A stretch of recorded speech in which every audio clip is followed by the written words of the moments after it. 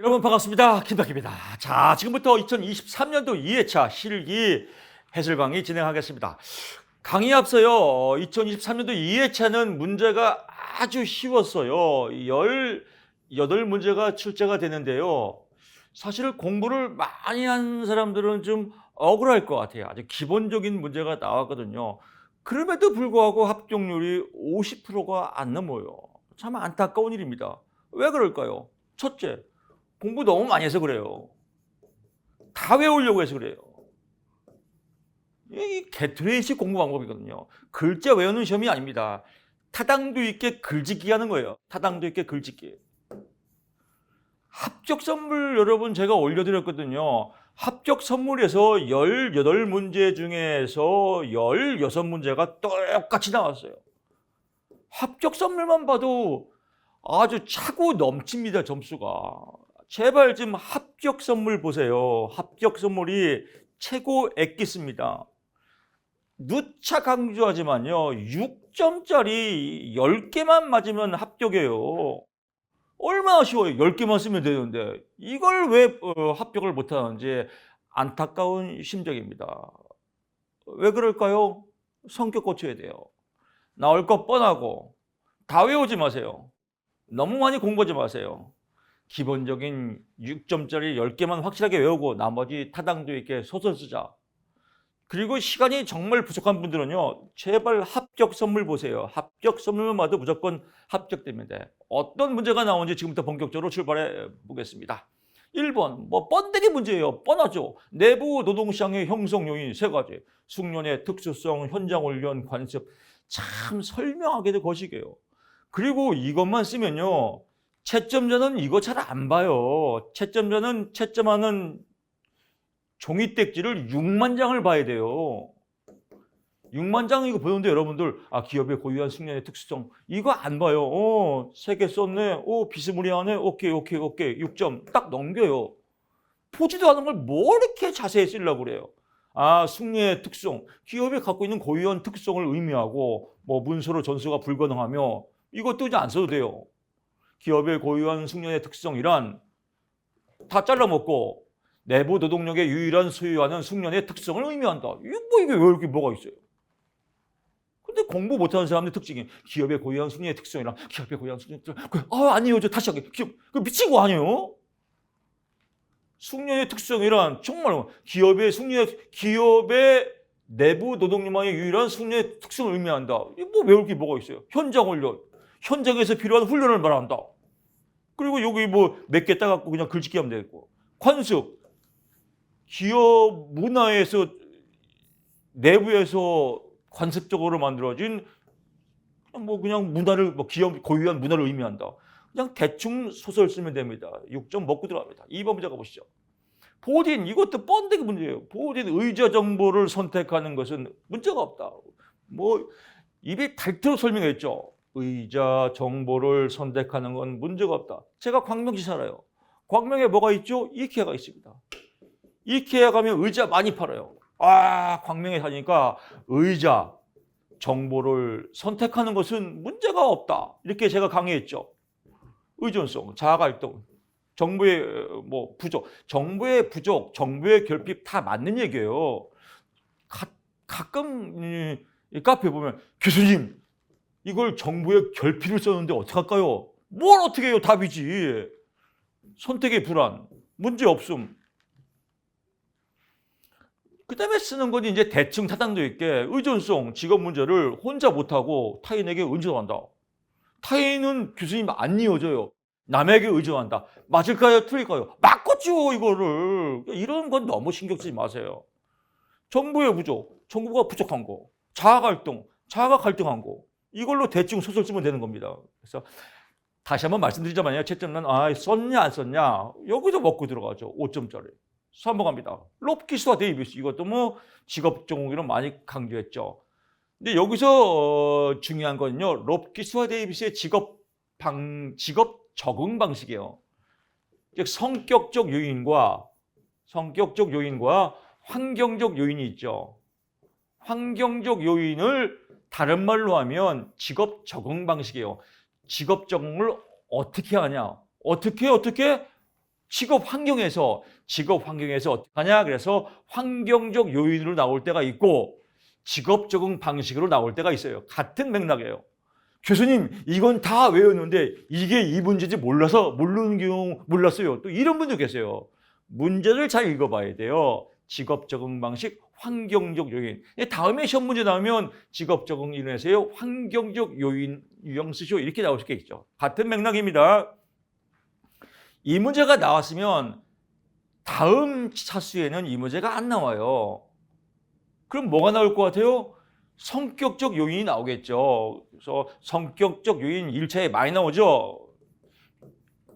민혁, 리지. 민혁이하고 리지는 서로 아름답게 사귀고 있다. 민혁, 리지. 여기도 용꾼, 반저.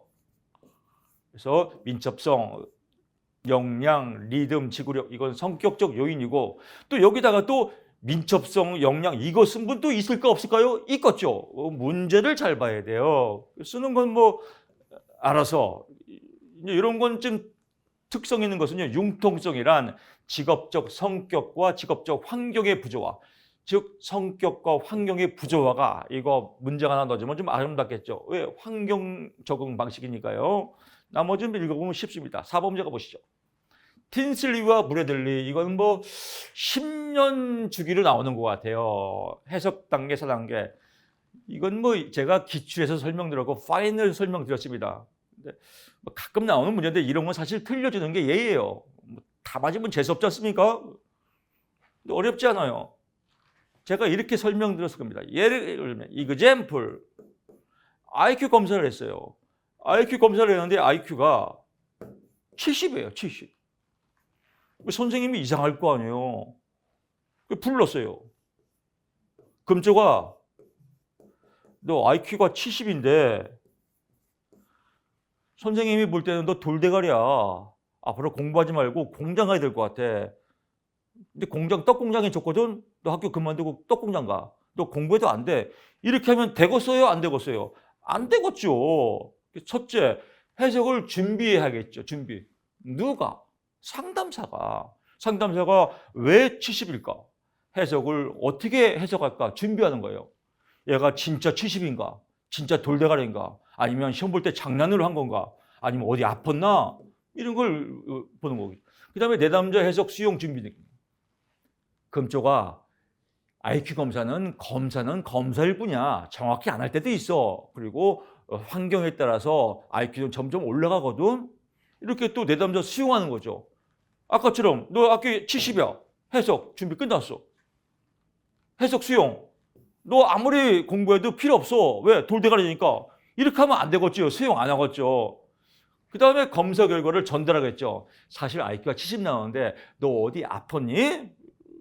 안 아팠는데요. 성실하게 제가 IQ 검사했어요.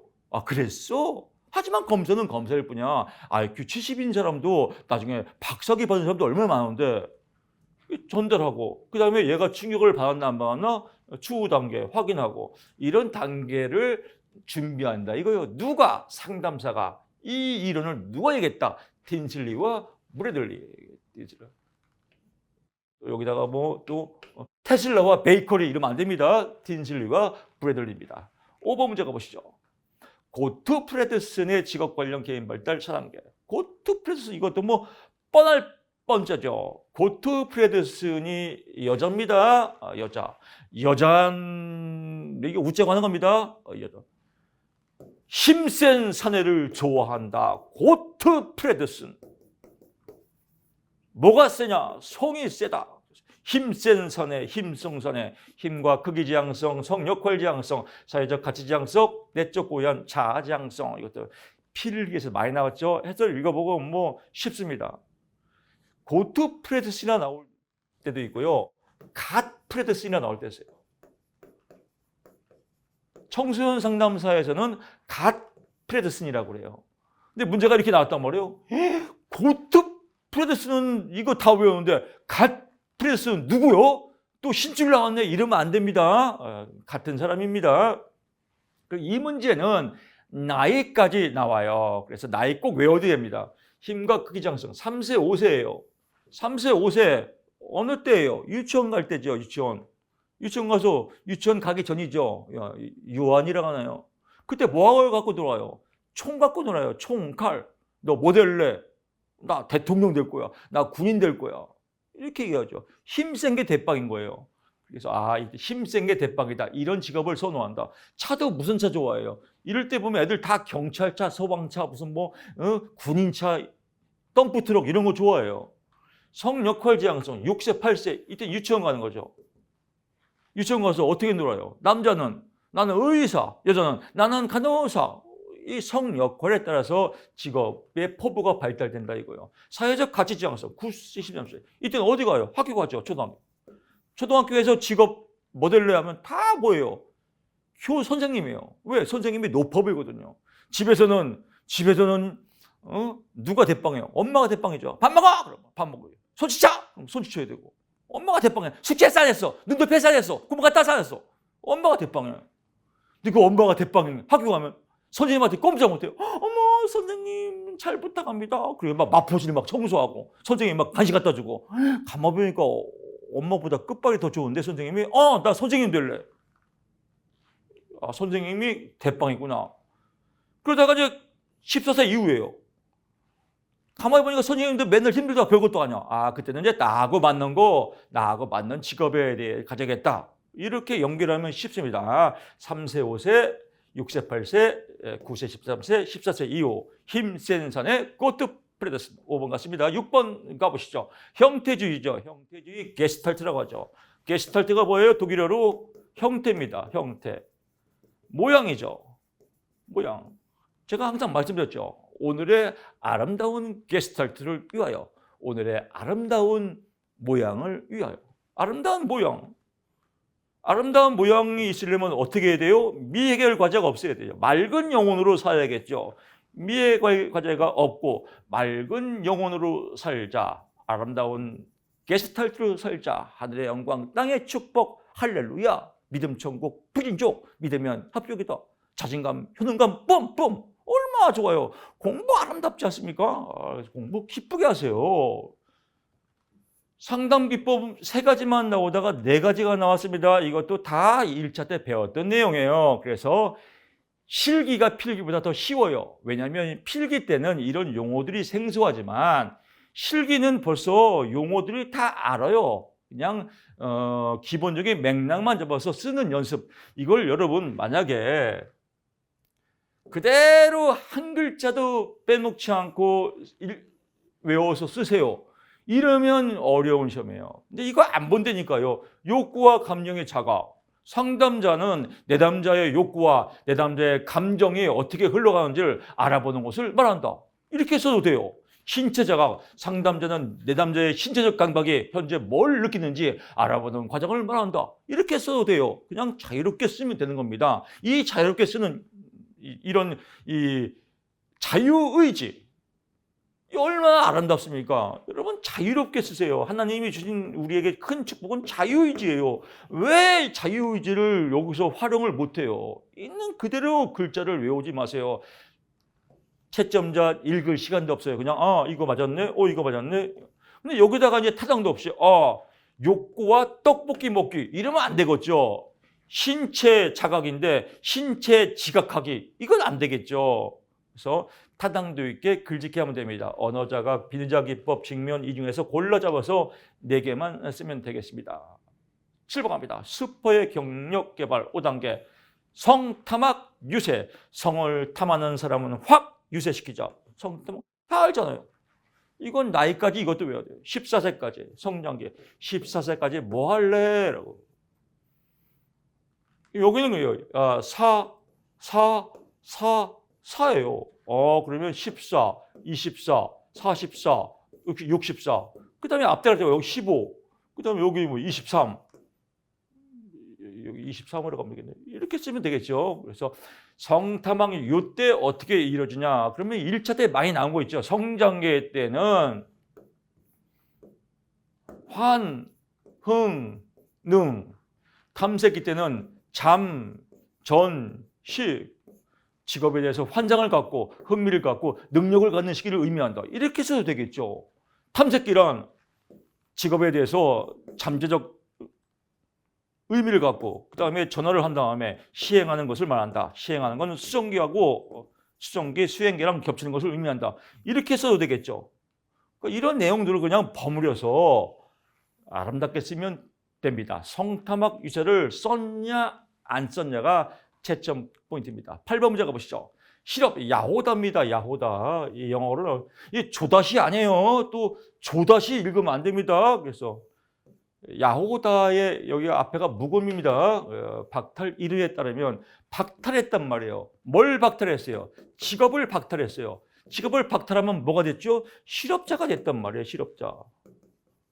실업자가 됐는데 여러 가지 잠재 것이 실직 상태에 있는 것보다 그러니까 박탈에 따르면 일반 고용 상태예요. 그러니까 실직자인데 고용 상태란 말이에요. 고용 상태는 뭐예요? 실업자가 아니라 직장인이에요. 직장인. 그럼 직장인에게 좋은 5가지 효과를 쓰라 이거예요. 5만 가지도 쓰겠네요. 인문학 문제 아니에요. 근데 이거 기출에서 못 봤어. 이러니까 불합격되는 거예요. 이 조다시가 왜 나왔지? 신발의 종류인가? 이렇게 겁먹지 마세요. 고용 상태, 직장 다닐 때 뭐가 있죠? 직장 다니면 뭐가 좋아요? 출퇴근이니까 시간이 구조가 되죠. 아침에 나갔다 저녁 때 들어오고. 그 다음에 사람 만날 거 아니에요. 직장인들. 사회적 접촉이 있겠죠. 또 공동의 목표가 있죠. 직장이니까. 또 월급 받으니까 안정감 있겠죠. 지위도 생기죠. 또 활동성이죠. 직장 다닐 때 좋은 점 5가지 쓰면 되는 거예요. 여기다가 직장 다니니까 남편이 좋아한다. 직장 다니니까 아내가 좋아한다. 그것도 답이겠죠. 근데 국가고시니까 좀 거시기 하겠죠. 이거 안 써도 돼요, 여러분들.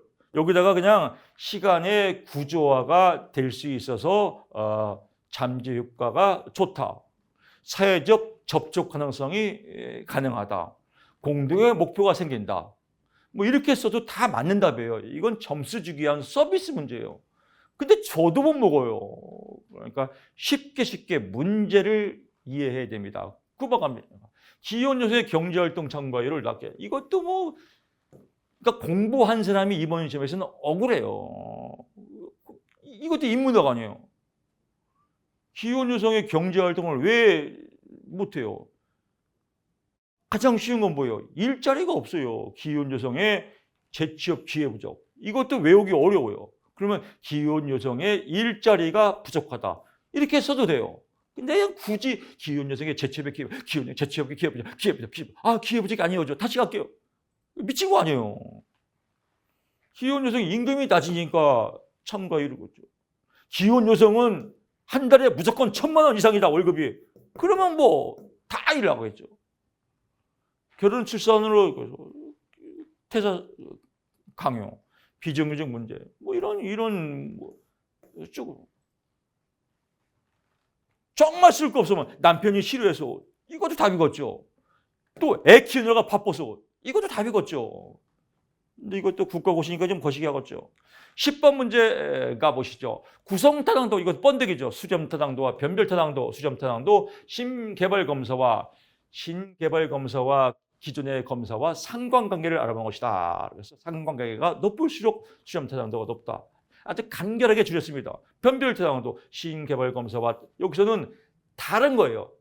신개발검사가 있고 여기서는 그러니까 수렴타당도는 기존이고요. 변별타당도는 다른 거예요. 상관이 없는 거예요. 다른 거하고 상관이 없어야 변별타당도가 높은 거예요. 그러니까 기존 상관관계를 구한다. 상관계세가 낮을수록, 상관이 없을수록 변별타당도가 높다. 다른이 꼭 들어가야 됩니다. 기존. 포인트만 잡으시고요. 11번 가보시죠. 직무평가 방법. 이것도 문제를 잘못 읽어서. 직무평가 방법을 하면요. 직무평가 종류하고 틀려요. 근데 종류라고 쓴 사람이 많아요. 그래서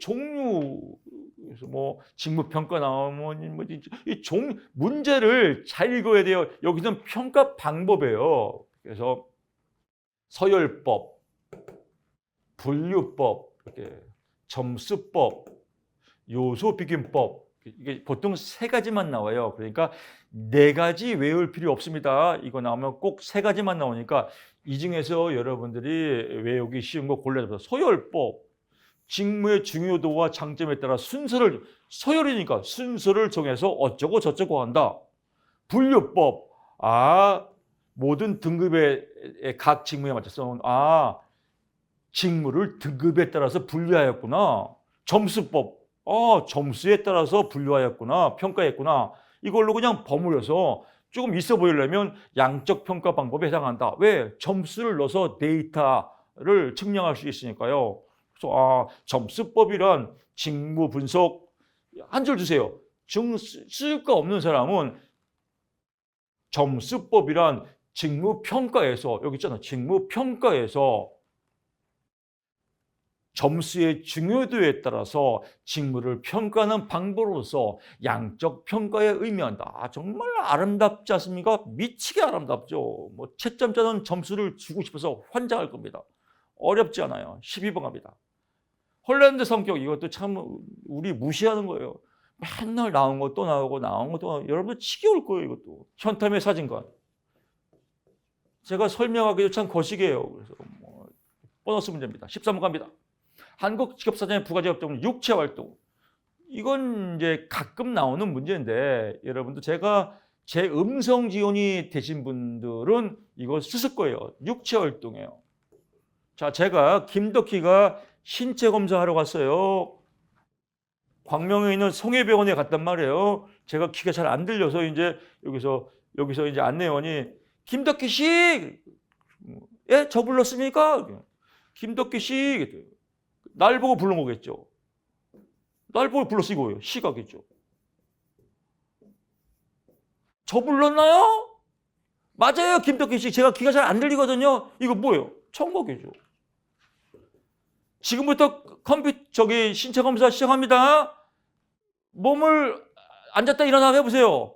앉았다 일어나서 잘 되네요. 웅크림. 손도 올렸다 내렸어요. 해보세요. 손사용. 균형, 자, 양팔 벌리고 한들 들으세요. 균형도 좋네요. 자, 됐습니다. 검사 끝. 언어력. 다 했잖아요. 시각, 청각, 웅크림, 손사용, 언어력. 6점 맞았잖아요. 그래서 이렇게 연상적으로 외우면 쉽습니다. 14번 갑니다. 이것도 번데기 문제입니다. 이거 공부 안 해도 맞출 수 있어요. 이거 1차에도 엄청 나왔죠. 관리자 제4 직능 수준 또는 제3. 제4가 먼저입니다. 순서 맞게 써야 됩니다. 왜? 4가 높잖아요. 이게 4가 관리자가 대박이니까. 여기도 4. 판매 종사잖아요. 판매는 2죠. 장치도 2죠. 군인은 제2 직능수준 이상 필요. 이건 법 개정됐죠. 직무 수준이 없다가 제2 직능 수준 이상입니다. 이걸로 변경되었다. 이것도 합격 선물에 제가 올려드렸습니다. 이 문제 나오면 여러분들 노래가 생각나죠. 관전사서에 판농이란 놈이 기장을 했는데 탄곤. 그래서 우리 나오죠. 1, 2, 3, 4, 5, 6, 7, 8, 9다. 그래서 여기는 단순 9고요. 그다음에 나머지는 제2 직능. 군인은 제2 직능 수준 이상. 여기는 2 직능. 관리자 또 전문 관리자 여기는 제4 직능, 3 직능. 다 배웠죠? 노래 한번 힘차게 한번 부르고 가겠습니다. 관전사서에 판농이란 놈이 기장을 했는데 단군. 정말 미국에서 알파고를 만들 때 저는 이 판농이를 만들었습니다. 여기서 중요한 게 하나 있습니다. 엇박자로 가야 아주 딜리셔스 맛있습니다. 관전사서에 판농이란 놈이 기장을 했는데 단군. 공부 너무 재밌지 않납니다. 재밌습니다. 15번 갑니다. 집단 내 기준. 이것도 너무 쉽죠. 백분위 점수, 표준 점수, 표준 등급, 상대적 위치를 백분위로 안 하고 보니까 이거 설명하기도 참 거시기해요. 다 아는 문제잖아요. 이 강의를 보신 여러분, 저런 문제 나오면 다 합격인데 이렇게 생각하실 겁니다. 16번 가보시죠. 신뢰도 추정도. 이것도 너무 쉽죠. 검사, 재검사 신뢰도, 반문 신뢰도, 동형 검사 신뢰도. 검사, 재검사 신뢰는 뭐예요? A라는 검사를 똑같이 했다. 반문 신뢰는 뭐예요? 검사를 반으로 나눠서 했다. 동형 검사 신뢰는 뭐예요? 똑같이 하니까 문제가 있으니까 비스무리하게 만들었다.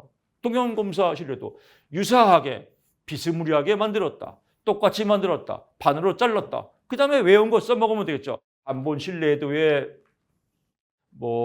크럼바, 왈파 이런 기법이다. 이거 써도 그만, 안 써도 그만. 발모치를 나누는 기법에서는 전후반복법, 기후반복법, 짝진 임의 배치법 이건 다 공부했잖아요. 이거 써도 되고 쓰면 멋져 보이지 않습니까? 검사, 재검사 실내도의 문제점. 이해 효과가 있고 연습 효과가 있고 기억 효과가 있다. 교수님 이거 안 썼는데요. 안 써도 돼요. 얘를 썼냐 안 썼냐가 포인트죠. 17번 가보시죠. 실존주의 상담, 사느냐 죽느냐 이것이 문제로다. 네 가지 극욕주자요. 죽음이에요. 인간은 다 죽어요. 메멘토 모리.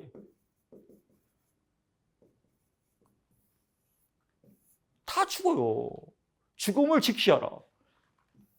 죽음을 직시하니까 뭐예요? 오늘 하루에 충실해야겠죠. 왜? 오늘이 하루가 지나면 죽지 않습니까?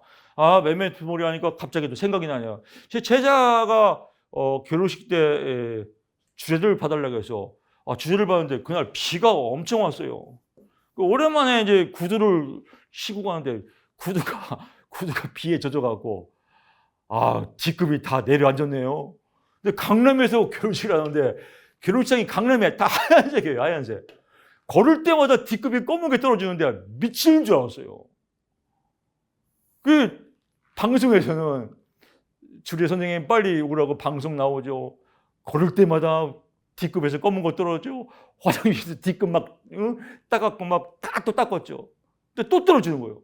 뒤에서 청소하지만은 아저씨 나가주세요. 아저씨 나가주세요. 그러죠. 식은땀이 벌벌 흐르는데 그때 주례사의 주인공이 메멘토 모리거든요. 사람은 누구나 다 죽습니다. 메멘토 모리. 죽을 때까지 사랑하십시오. 근데 이 말을 전달하는데 제가 죽는 줄 알았어요. 갑자기 또 생각이 나네요. 메멘토 모리. 죽으니까 잘 살아야 될 거 아니에요. 어떻게 잘 살아야 돼요? 자유와 책임을 지고 잘 살아라. 누가? 네가. 왜? 죽으니까 죽음과 빈죄. 왜 잘 살아야 돼요? 의미 있게 살아라 이거예요. 어떻게 진실하게 4개 다 아는 내용이죠. 18번 갑니다. 이거는 생소한 얘기인데요. 이런 문제는 인문학적으로 쓰여요. 이런 문제는 또 처음 봤는데 기출에서 안 나오는데 이렇게 떨지 말고 이런 문제 나오면요. 나도 모르고 너도 모르는 공평한 문제예요. 멘탈 싸움이에요. 어차피 나도 모르고 너도 모르니까 공평하지. 다 모르는데 또 제가 배가 아프고 또 식은땀 이렇게 하지 말고요. 그러면 이런 문제 나오면 글짓기 하면 돼요. 주된 활동이에요. 주된 활동이 있으면 뭐예요? 복합되었으니까 주되겠죠. 그럼 뭐가? 생산 단위의 활동 형태가. 그러면 생산 단위의 활동 형태가 복합적으로 이루어질 때 주된 활동으로 분류한다. 이렇게 쓰면 이게 정답이에요. 그럼 보조 활동은 생산 단위가 복합된 활동으로 이루어질 때 주된 활동으로 분류해 놓고 그다음에 처음에 남는 부분의 서비스는 보조 활동으로 분류한다. 이게 글짓기 하면 얼마나 좋아요. 점수 주면 좋고 아니면 말고. 빈칸 놔두지 마세요. 빈칸. 그냥 글짓기 타당도 있게 글짓기 하는 겁니다. 이런 문제는요. 쓰면 다 답을 줘요. 정답도 마찬가지예요. 주된 활동, 산업활동이 복합적으로 이룰 경우 따왔잖아요. 생산된 재화 또는 서비스. 재화는 뭐예요? 돈이에요. 돈. 서비스는 뭐예요? 무형의 돈이죠. 그러면 그냥 이럴 경우 재화 및 서비스의 활동 중에서 부가가치액이 큰 활동으로 말한다. 부가가치 모르면 그냥 주된 활동으로 을 의미한다. 주된 활동 이외에 재화 생산 및 서비스 활동을 보조 활동이라고 한다라고 쓰면 되겠습니다. 이런 문제들은 다음에 안 나와요. 보통 예언 탕사들 보면 5년 주기로 나와요. 3도 5년 지나야지 먹을 만하지 않습니까? 이런 언저리 문제들은 5년 뒤에 나와요. 그러면 어떻게 해요? 다음에 시험 보는 분들은 이런 문제 안 봐야죠. 어렵지 않습니다. 분명히 2문제에서 5문제까지는 어렵게 나올 수 있어요. 그럼 18문제 중에서 5문제가 어려웠다. 그러면 또 5문제만 보고 미치겠네 하지 말고 13문제가 있잖아요. 13문제. 열쇠문제가 있으면 합격하고도 남습니다. 좋은 쪽을 보십시오. 좋은 면을 보십시오. 얼굴이 이뻐요. 너무나도 이뻐요. 근데 얼굴에 요만큼 점이 있어요. 아무도 안 봐요. 근데 거울 보고 이 점만 보는 사람이 있어요. 나는 못생겼어. 이 점 때문에 문제예요. 아무도 안 봐요. 아름다운 면을 보십시오. 아름다운 쪽을 보시고요. 즐기시고 자신감 있게 공부하십시오. 강의든 여러분들 100% 합격입니다. 다시 한번 말씀드리지만 합격 선물 꼭 보시고요. 합격 선물만 보더라도 합격하고도 났습니다. 저는 다음 시간에 여러분 찾아뵙겠습니다. 고맙습니다.